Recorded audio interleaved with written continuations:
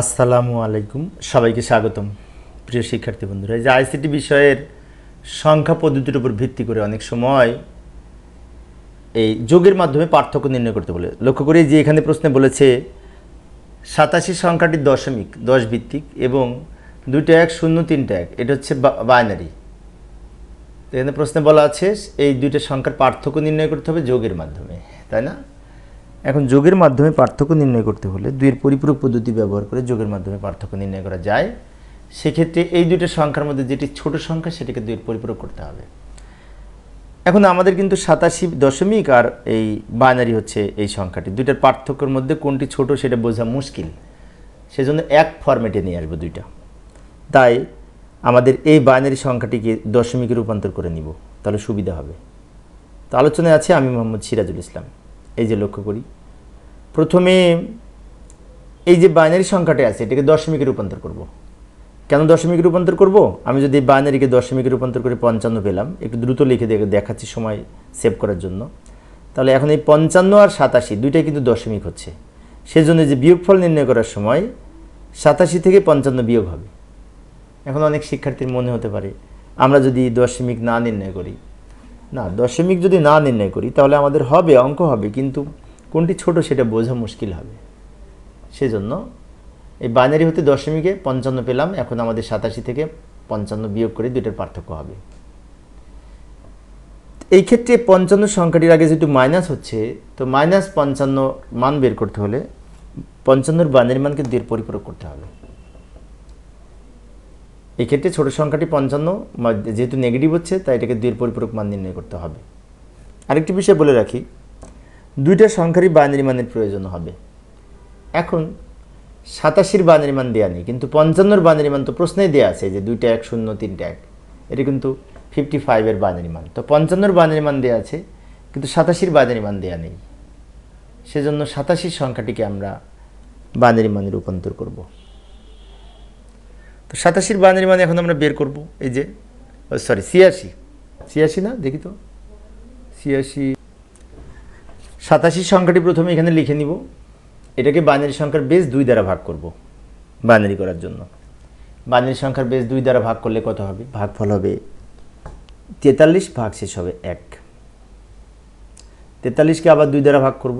2 দ্বারা ভাগ করলে ভাগফল হবে 21 ভাগ শেষ হবে 1। 21কে 2 দ্বারা ভাগ করব, ভাগফল হবে 10 ভাগ শেষ হবে 1। 10কে 2 দ্বারা ভাগ করলে ভাগফল হবে 5 ভাগ শেষ হবে 0। ভাগ তো আমরা করতে পারি, তাই না?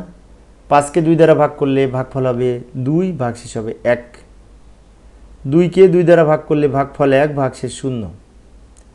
1কে 2 দ্বারা ভাগ করা যায় না, তখন এখানে 0 লিখব, আর এই 1 ভাগ শেষ হিসেবে শেষে লিখব। এবার এই ভাগ শেষগুলি নিচ থেকে উপরের দিকে যদি সাজিয়ে লিখি, উত্তর হবে 1 0 1 0 1 1 1। এই যে 1 0 1 0 1 1 1 1 1 হবে লাস্টে। এখন এই 87-র বাইনারি মানকে আমরা 2 পরিপূরক করব না, আরেকটা যে 55-র বাইনারি মান ছিল ওই দুটোকে আমরা 8 বিটে সাজাবো। এখন এই যে লক্ষ্য করি, 87-র বাইনারি মান এইটা, এই 8 বিটে সাজিয়ে লিখেছি বাম দিকে একটা 0 দিয়ে, আর 55-র 8 বিট বাইনারি মান এইটা। এখন অনেক শিক্ষার্থীর মনে হতে পারে এই 55-র বাইনারি মান কোথায় পেলাম? এটা প্রশ্নে দেওয়া ছিল, কিছুক্ষণ আগে প্রশ্নে দেওয়া ছিল। এই বাইনারি মান সমতুল্য 55 হচ্ছে দশমিক মান, আর প্রশ্নে বাইনারি মান দেওয়া ছিল।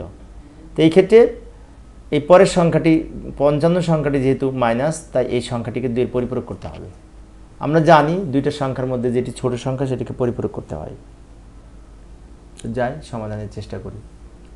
এই যে 55কে 2 পরিপূরক করতে হলে 55-র বাইনারি মানকে 8 বিটে সাজিয়ে লিখব।